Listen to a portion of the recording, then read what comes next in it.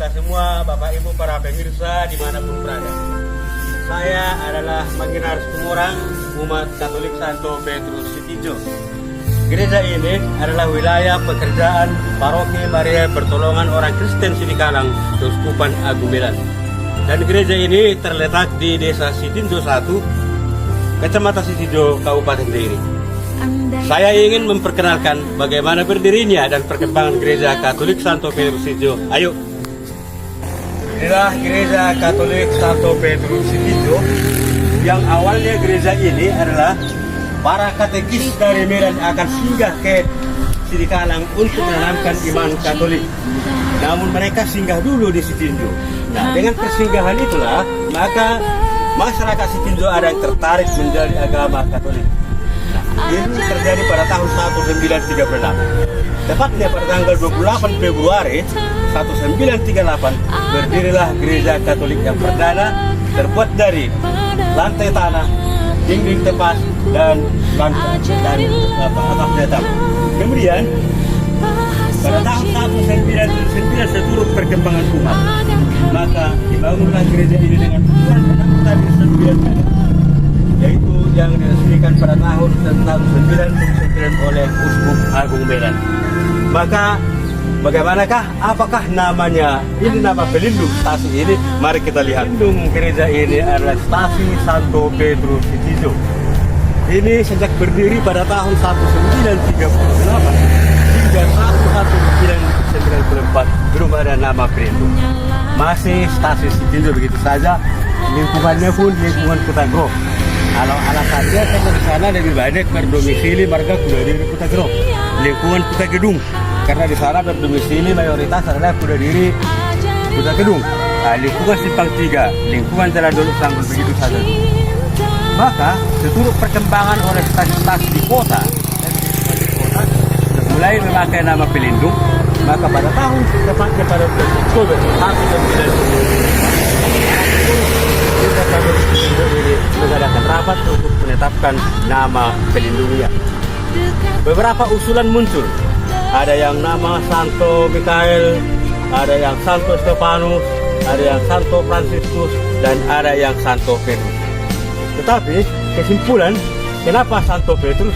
Mereka berpendapat bahwa Petrus itu adalah salah satu murid daripada Yesus, dan Yesus memberikan kunci kerajaan surga kepada Petrus sendiri. Dan Petrus adalah uskup atau paus yang pertama. Maka dikaitkan dengan gereja yang perdana Sitinjo ini di Dairi dan Pasaman.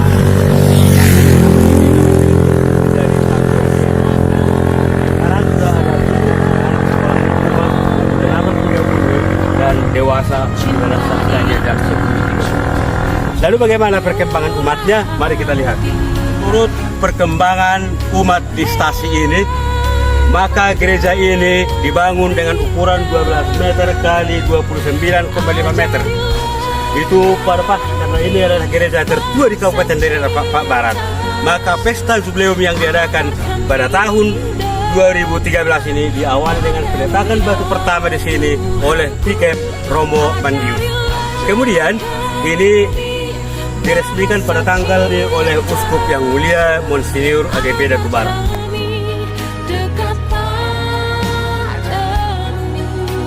Sekarang bagaimana perkembangan umat? Mari kita lihat. Saat ini ada umat kita 91 kepala keluarga dengan jumlah jiwa adalah 412 jiwa. Terdiri dari 4 lingkungan. Lingkungan Santo Stefanus, lingkungan Santa Crescencia, lingkungan Santo Rafael, dan lingkungan Santo Mikael. Jadi inilah perkembangan umat. Dan saat ini adalah bangku-bangku tempat ibadat, dan menurut keadaan bangku ini belum memadai untuk dipenuhi oleh umat. Kita masih menentukan perkembangan umat. Kemudian inilah altarnya dan tugasnya. Umat di sini terdiri dari beberapa suku Batak, Toba, dan Utara. Maka ada sabdanya minggu pertama itu setiap bulannya bahasa Indonesia, dan minggu kedua dan seterusnya adalah Toba. Dan kalau ada misa yang kita upayakan adalah bahasa Indonesia yang sesuai dengan keadaan Islam kita. Maka dengan pelapor-pelapor yang sudah terbangun pada tahun 2015. Ini adalah ruang pengurus. Kalau kita katakan ini ruang sakristi belum memadai, tetapi kita anggap bahwa tempat ini adalah mulia. Di tempat inilah para pengurus mempersiapkan diri untuk bertugas, dan ini ada lemari dan tempat-tempat buku-buku dan ada tempat jubah. Maka di sini adalah rapat-rapat pengurus, dan bagaimanapun menerima tamu adalah di tempat ini. Kira-kira demikianlah ruangan ini, dan seterusnya kita lihat bagaimana perkembangan dalam gereja ini. Ada kamar mandi terdiri dari 3 pintu atau 3 lubang, 1 untuk pengurus dan 2 pintu untuk umat. Selanjutnya ini adalah wakaf Katolik yang satu kepemilikan dengan tanah gereja. Tanah gereja ini adalah 30 kali 80 meter atau sama dengan 2.400 meter. Sedangkan wakaf ini adalah 30 kali 90 meter atau 2.700 meter. Namun yang sampai saat ini masih terisi masih 25%. Alasannya umat di sini kebanyakan memiliki wakaf sendiri. Demikian wakaf ini, maka kita tanami kopi, tunggu ada giliran-giliran akan dikebumikan di wakaf ini.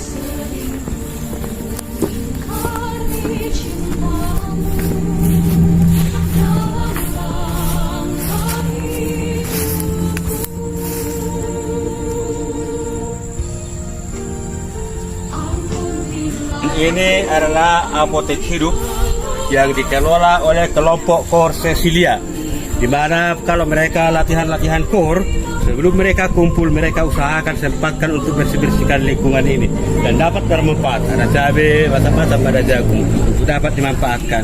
Yaitu mari kita dukung Kor Cecilia yang membina taman ini. Bapak Ibu, para pemirsa dimanapun berada, demikian yang dapat kami sampaikan perkembangan Gereja Katolik Santo Petrus, dan kami mohon dukungan dan doanya. Atas segalanya kami mohon maaf. Sampai jumpa.